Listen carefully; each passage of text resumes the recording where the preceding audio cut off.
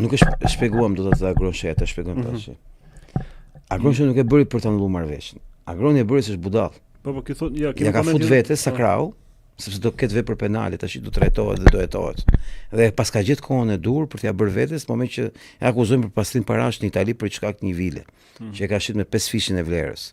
Që do thotë është konstruar që kush e ka shit, kush e ka marr, si i ka nxjerr, kush i ka pagu parat, kush janë transaksionet bankare, a pagu taksat italiane etj. Ky budall, në çorditë plot, ka bërë një akt idiot. Po kur them idiot, totalisht idiot si akt, sepse këto të gjëra nuk bëhen. Ka ca rregulla loja. Sekreti shtetëror nuk e përcakton ti është apo jo. E dyta, kur ti s'ke certifikat sigurie dhe pyetja është pse nuk e, se s'ta kanë dhënë nga që ti se kanë dhënë nga PD edhe nga PS. Ty s'ta kanë dhënë sepse mbase se e besueshëm për ta marrë certifikat sigurie. Në atë moment i ke bërë një akt budalla, idiot. A ka ky efekt në miratim marrëveshje? Zero, ta them arsye. Vërtet quhen sekrete. Po, ky budall nuk është se e publikoi diku. A e kompromentoi. Se s'dihet se ç'ka bër. Ky s'ka bërë asgjë ju, s'është budall, po. Kështu perceptohet një sekret. Tashi, kur themi sekret, gjitha sekretet quhen çështje armatimeve, në detajet gjërat. Po nuk janë një sekret që të përcaktoj fatin e armëve që janë magazinuar para i vitit në Amerikë për të ushtruar në Shqipëri tani. Më kuptove logjikën. Po për gonin e fundit kjo për gonin, por ishte pak më ndryshe kjo që kisha në mendje ta bëja si pyetje. Mos e ka bërë këtë gjë thot me i dhën kod dikujt tjetrit thot. Tash këto marrëveshje do ishin plotsuar me kohë. Ramos do kishte bërë para një muaji e 10 ditësh. Po. Se ka bërë se donte ta merrte dikush telefon ti thoshte bëje. Pra të pjacën. Të rikujton. Gjobaxhi. Po, edhe kanë përshtypjen të rikujtohet edhe garancinë vet. Kanë kërcënuar. Valla, kene me po në parlamentin ti? Po të bëjmë ti thrasësh nga pushimet gjithë. Edhe vin gjitha me domate, se në radhë. Po mirë, kur kaloi kjo avokatësher, se dalim prapë tek fillimi i asaj, gjithë çfarë po flisim sot, domethënë. Kur kaloi ky ligji, kjo marrëveshje domethënë që e votuan gjithë ta. Çfarë fitore kishte kjo protesta e sot? Pse ti mendon se do bësh protestë kundër marrëveshjes me Amerikën për armë? Pa jem vetë çfarë po thua. Po çfarë thua për këtë? Do bësh edhe protestë kundër marrëveshjes me Amerikën? Që Rama të fillonte ja njerëz të Iranit? A jem vetëm? Çfarë po thua? Okej.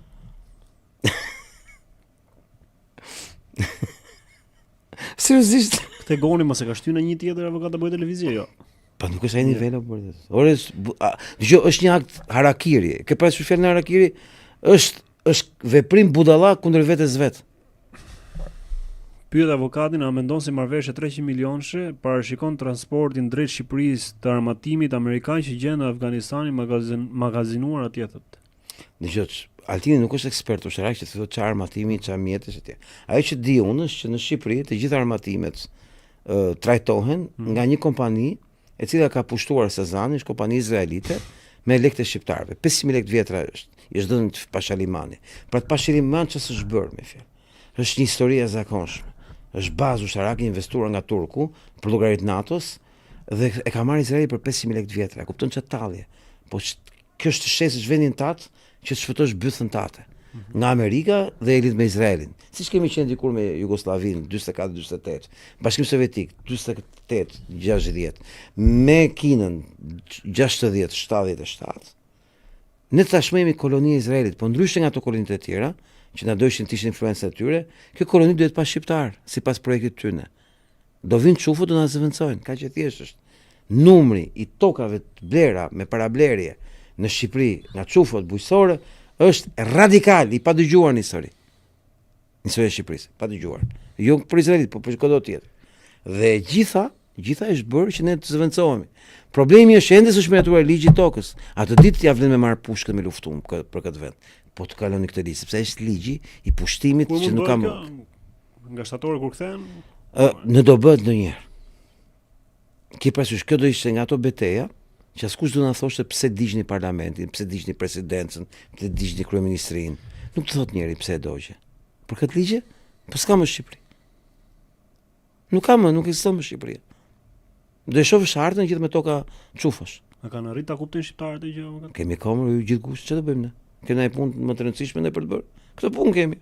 Të përgatisim mirë emocionalisht, psikologjikisht për betejën finale. Si u që ka kjo punë kështu? Kemi një të çmendur aty, ka ca zara aty poshtë, edhe Shqipëria mori fund, kaq e thjesht është. Po mirë vrasim atë po t'jet nevoja për luftë, për jetë vdekje. Po ky vend s'do ekzistojë më. Po blen, ata e kanë bërë gati blerjen e Shqipërisë. Të tokave bujqësore, kanë filluar me i ble, po me para blerjes se s'kan drejt me ligj ta blenë, më kupton logjikën. Dhe në momentin që ti miraton këtë ligjin, në këtë moment ti këta turist çufo që s'e ke parë kur rrugëve që janë shtat fishuar. S'e ke parë sepse këta janë në për fshatra, duke parë fshatrat dhe flenë hotele që pastaj sajojnë helmime. Më kupton logjikën. Sepse këta kanë ardhur me blesh Shqipërinë, se u ka ofruar Rama, i ka thënë ky është vendi.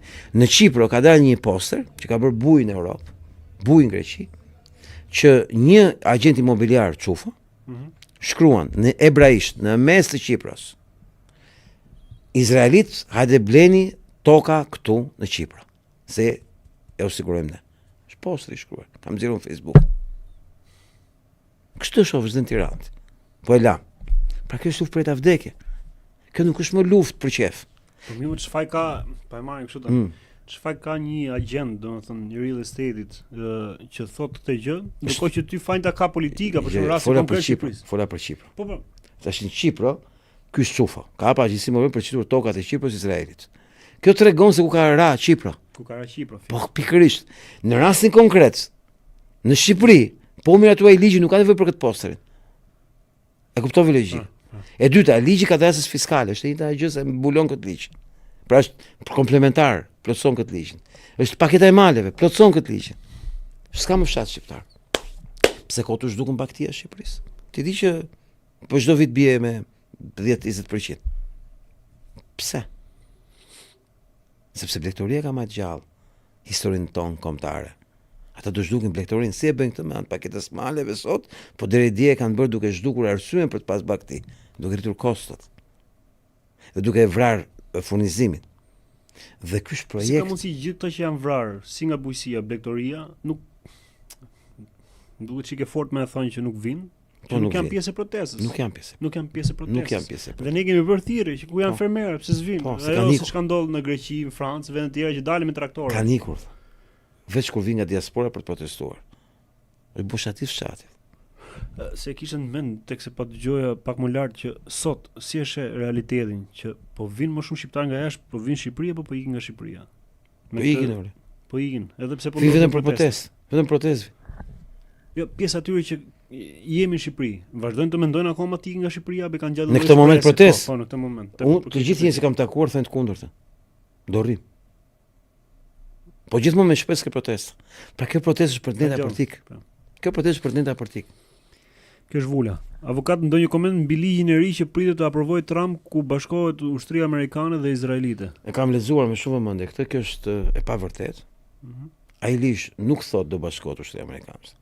Po flet për një doktrinë ushtarake të interesave të përbashkëta. Është një hi syve që s'ka për të miratu kurrë në Amerikë, asnjëherë. Është hi syve të lobit sionist për justifikuar marrëveshjen që po bënte Trumpi me Iranin, që është një marrëveshje kundër Izraelit. Pastër.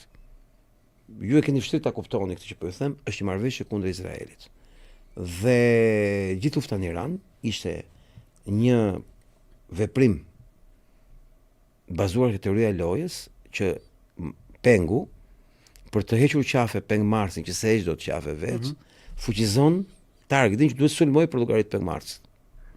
Dhe si fuqizohet targeti, sipas draftit të marrëveshjes Trump-Iran që ishte para 10 ditësh, dhe sipas të gjithë kësaj procedure bombardimes, lufte etj që bëhet pikërisht sepse ka kundërvepruar fort Izraeli në gjitha sistemet, por se ndalon dot që kjo marrëveshje do bëhet një ditë.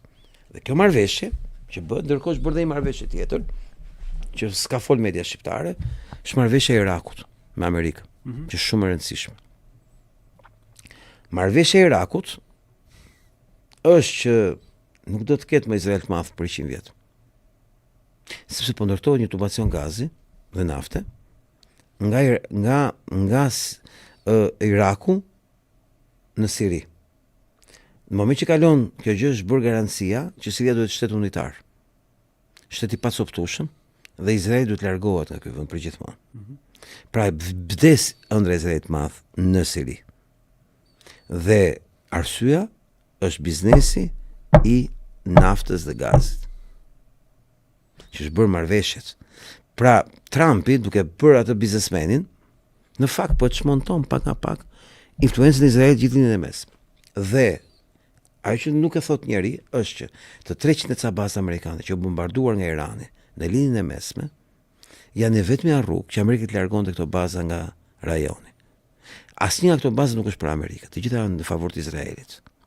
Dhe 300 bazat përqendruar në një zonë vetëm janë absurde, apo? 300. Janë shumë 300, apo?